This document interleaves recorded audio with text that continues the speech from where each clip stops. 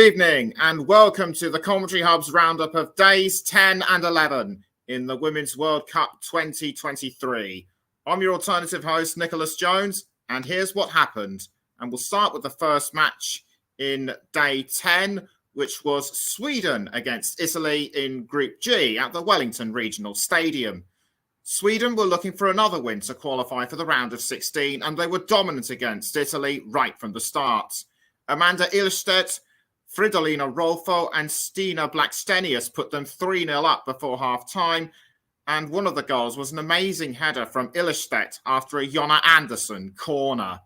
Things only got better for Sweden in the second half as Ilstedt added their fourth with another header from a corner, and Rebecca Blomqvist wrapped it up before the final whistle. This result means that Sweden qualified for the next round, and their final group stage match against Argentina on Wednesday is surely just a formality, though Argentina will be counting on a win for them to qualify as well. Italy were decimated in this game and will be hoping for a win against South Africa, who have aspirations of their own, also on Wednesday. And the next match was between France and Brazil in Group F at the Brisbane Stadium. This was a match with end-to-end action, and it was France who started out the strongest.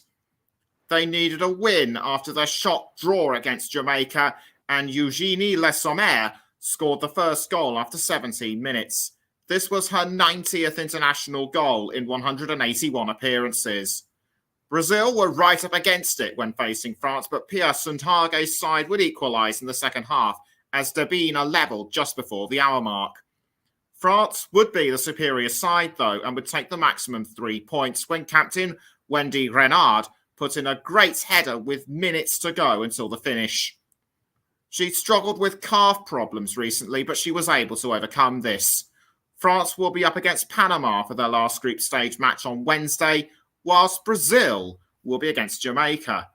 And speaking of Panama and Jamaica, I should say, this was the last match of day 10, and it was at the Perth Rectangular Stadium.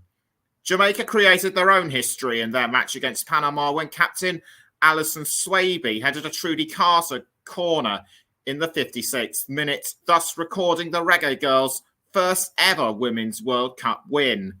This knocked Panama out of the Women's World Cup, so it is now a top 3 scrap for the round of 16. France top Group F with 4 points and are ahead of Jamaica on goal difference. Brazil are a point behind them with everything to play for. France and Jamaica need only a point to qualify, whilst Brazil will be looking for nothing more than a win. And with that, we now move on to day 11. And the first game of that day was South Korea against Morocco in Group H at the Hindmarsh Stadium. History was made in this game as defender Nouhaila Benzina became the first World Cup player to wear a hijab. Apart from that, the side ranked number 72 in the world were in much better shape than last week when they were thumped 6-0 by Germany. The only goal of this match came very early on in the 6th minute when Hanani Ait El Hajj's cross fell into the path of Ibitsam Juradi, whose diving header went into the left-hand side of the net. It was also Morocco's first ever Women's Cup goal, and it caught out South Korea. South Korea performed better in the second half, but they just could not find the equaliser, despite the best efforts of Ji So-yeon and Casey Fair. Morocco went on to secure their first win at a Women's World Cup, while South Korea anxiously awaited the result between Germany and Colombia, I should say, knowing that if Germany avoided defeat, they would be out. But we'll get to that match a bit later on in the programme. The second match of day 11 was between Switzerland and New Zealand in Group A at the Dunedin Stadium. This was a do-or-die match for New Zealand, as anything less than a win would see them out of the Women's World Cup. But whatever effort they tried, the football ferns just could not get the goal they needed to knock Switzerland out. Melia Steinmetz, Claudia Bungay and Jacqueline Hand all had chances, but they all came to nothing. Switzerland needed only a point to qualify for the round of 16, and they got it. This resulted in New Zealand becoming the first host nation to go out of the Women's World Cup at the group stage. And the second match, and the third match, I should say, which was the final match of Group A, was between Norway and the Philippines at Eden Park. This was Norway's best performance to date in this year's Women's World Cup and a superb recovery from their rocky start. Sophie Haug was the star player of the match, notching up a hat-trick of goals throughout the match, her last coming in the 95th minute. Carolina Graham-Hansen's 31st minute goal ensured the former world champions were 3-0 up before half-time. The Philippines could do nothing against Norway, and this was made worse when Alicia Barker conceded an own goal a few minutes into the second half and a penalty taken by Guro Reiten.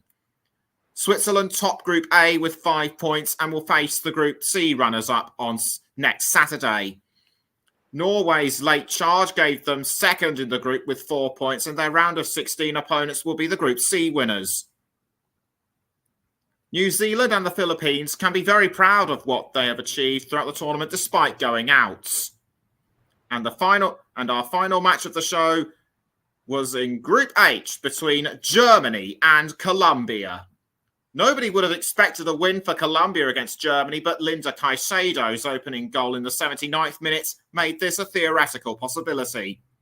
Germany would equalise, though, through an Alexandra Pop penalty. But Manuela Vanegas shocked everybody in the 97th minute, thus giving Colombia a win to remember. Germany hadn't lost a Women's World Cup group stage match since 1995, but this would be a complete surprise. The win for Colombia means South Korea are still in with a very slim chance. They can only qualify for the round of 16 if they win against Germany on Thursday and have a superior goal difference. Colombia face Morocco, and this could be an interesting game to watch.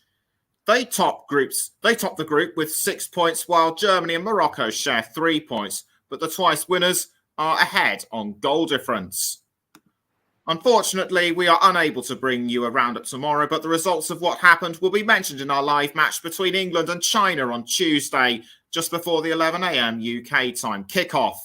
Groups B and C will be decided tomorrow as Canada take on Australia and the Republic of Ireland are against Nigeria in Group B, while Japan and Spain face each other and Costa Rica meet Zambia in Group C.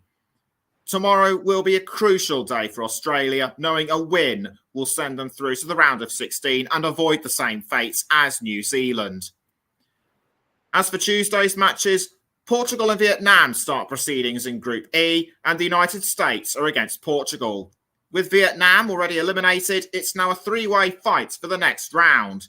We will be updating you with goals coming in the other Group D match between Denmark and Haiti, and that will play at the same time as England's match.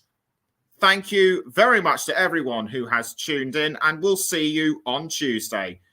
Can England make it 3 out of 3 and top their group going into the round of 16? Join me then to find out. Good night.